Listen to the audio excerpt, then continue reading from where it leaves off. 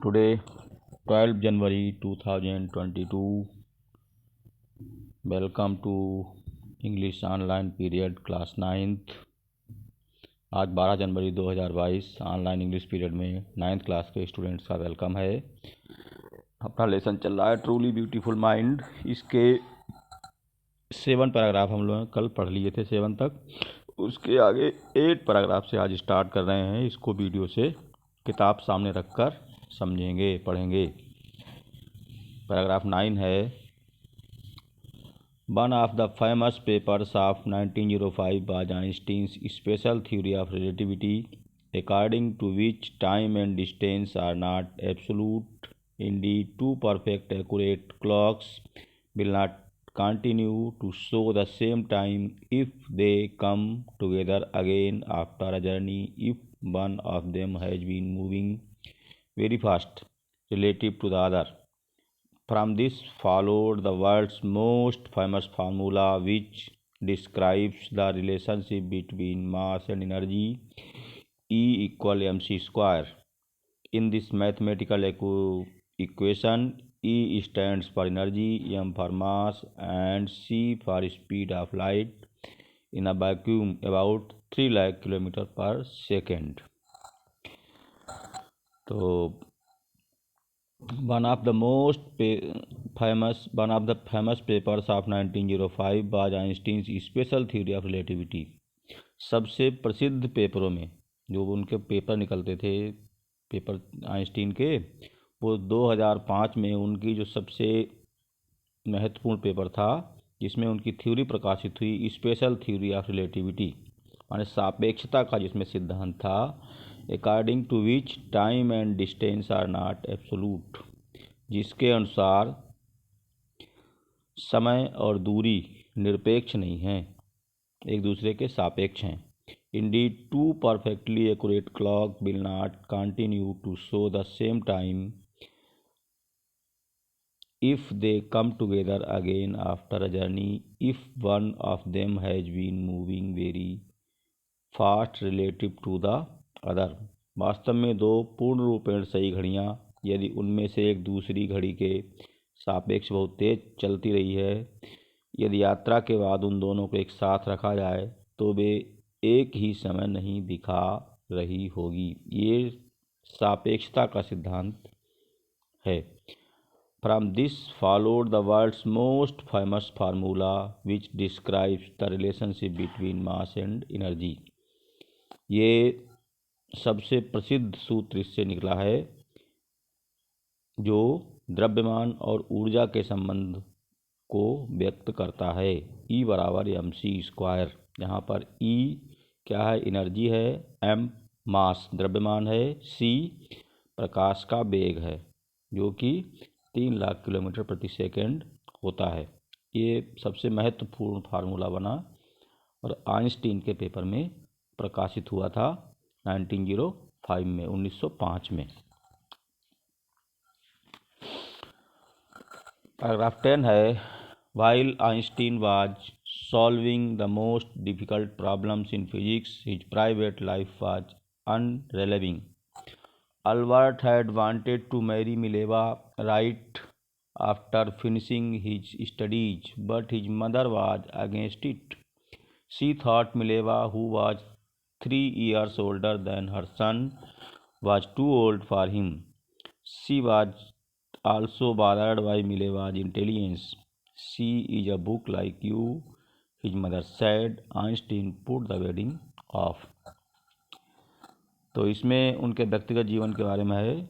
While Einstein was solving the most difficult problems in physics, जब Einstein physics में अपनी सबसे मोस्ट डिफ़िकल्ट प्रॉब्लम, सबसे कठिन समस्या पर अपने काम कर रहे थे फिजिक्स की, हिज प्राइवेट लाइफ वाज अनरिलीविंग, तो उनका व्यक्तिगत जीवन में अनरिलीविंग माने बाधा उत्पन्न हो गई। Albert had wanted to marry Mileva right after finishing his studies. Albert अपनी जो गर्लफ्रेंड थी मिलेवा, मैरी, उससे अपनी स्टडी फिनिश करने के बाद में विवाह करना चाहते थे। But his mother was against it, लेकिन उनकी मदर जो थी, माँ थी, इसके खिलाफ थी, उस विवाह के खिलाफ थी मिलेवा से विवाह करने के। She thought Mileva, who was 3 years older than her son, was too old for him. उन्होंने सोचा कि मिलेवा जो कि उनके बेटे से यानी आइंस्टीन से 3 वर्ष बड़ी थी वो बहुत बड़ी रहेंगी। उन्होंने सोचा कि लड़की 3 साल लड़के से बड़ी है तो ये शादी ठीक नहीं रहेगी, लड़की की आयु बहुत ज़्यादा है। She was also bothered about Mileva's intelligence. Mileva की इंटेलिजेंस माने बुद्धिमत्ता पर भी उनको शक था, बुद्धिमत्ता पर भी वो परेशान थी। She is a book like you, his mother said. Mother ने कहा कि वो तो तुम्हारे जैसी एक बुक है, किताब है। जैसे किताब के अंदर क्या लिखा होता है वो पढ़ने पर ही मालूम पड़ता है, समझने पर ही मालूम पड़ता है। तो उन्होंने कहा कि वो लड़की भी तुम्हारे जैसी एक बुक के समान है, माने उसको बहुत समझना पड़ेगा। Einstein put the wedding of. Einstein ने अपनी शादी को, पुट ऑफ का मतलब है स्थगित कर देना, तभी माँ के कहने पर उन्होंने अपनी विवाह को, अपनी शादी को स्थगित कर दिया। पैरा 11 है the pair finally married in January 1903। जोड़े ने अंत में विवाह किया जनवरी 1903 में। जनवरी 1903 में उन्होंने विवाह कर लिया दोनों ने। But a few years later the marriage faltered. लेकिन कुछ वर्षों बाद विवाह में जो उनकी शादी हुई थी कमजोरी पड़ गई। फाल्टर्ड माने दरार पड़ गई। Mileva mean while was losing her intellectual ambition. Mileva वास्तव में अपनी बौद्धिक महत्वाकांक्षा को नष्ट कर रही थी, माने उसको जो दिमाग उसका था उसका पूरा तरह से गृह गृहस्थी में लगाना पड़ता था, जिससे वो उसकी बुद्धि का सही यूज नहीं हो पा रहा था, वो महत्वाकांक्षी थी। And becoming an unhappy house wife. एक हाउस वाइफ बनकर रह गई थी, घरेलू महिला बनकर रह गई थी, इस बात से वो दुखी रहती थी। After years of constant fighting the couple finally divorce in 1919। लगातार फाइटिंग के बाद में, माने आपस में उनके झगड़े होने लगे, तो लगातार फाइटिंग जब होने लगी, आपस में झगड़े होने लगे, तो दोनों ने फाइनल में डाइवोर्स ले लिया, माने तलाक ले लिया 1919 में। Einstein married his cousin Elsa the same year. और आइंस्टीन ने उसी वर्ष अपनी कजिन क्या होता, चचेरी बहन एल्सा से उसी वर्ष दूसरा विवाह कर लिया। तो जो पहली शादी थी वो 1919 में उनकी टूट गई, डाइवोर्स हो गया, और उन्होंने दूसरी बार अपनी चचेरी बहन से, जिसका नाम एल्सा था, उससे विवाह कर लिया। Einstein's new personal chapter coincided with his rise to world fame in 1915।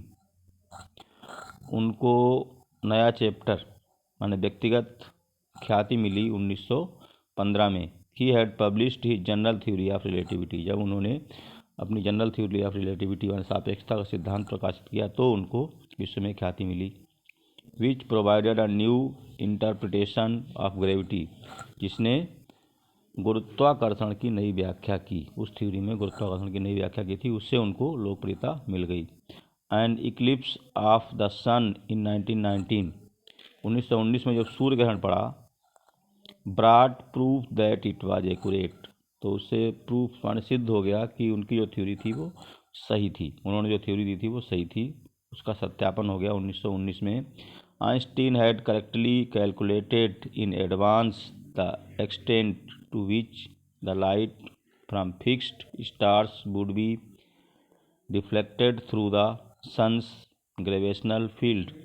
The newspaper proclaimed his work as a scientific revolution। Einstein बहुत पहले ही इस चीज़ को शुद्ध रूप से गणना कर चुके थे। उन्होंने E=mc² में बता दिया था कि स्थिर सूर्य के गुरुत्वाकर्षण क्षेत्र से होकर कितनी सीमा तक प्रकाश का विचलन ग्रह करेंगे। तो समाचार पत्रों ने कहा कि आइंस्टीन का कार्य एक वैज्ञानिक क्रांति है, यानी इस तरह से वो वर्ल्ड में फेमस हो गए। जब उन्होंने थ्योरी ऑफ रिलेटिविटी प्रकाशित अपनी कर दी थी 1915 में ही, लेकिन उसका सत्यापन 1919 में हो पाया, तब वो वर्ल्ड फेम और दुनिया में फेमस साइंटिस्ट बन गए। इतना आज पढ़ेंगे, उसके आगे कल। और जो वीडियो में हम वो उसके बाद में जो MCQ में क्वेश्चन आंसर जो हैं वो कॉपी पर नोट कर लेंगे। पहले किताब सामने रखकर इसको पढ़ लेंगे, फिर MCQ अपनी नोटबुक पे नोट करेंगे। थैंक्स।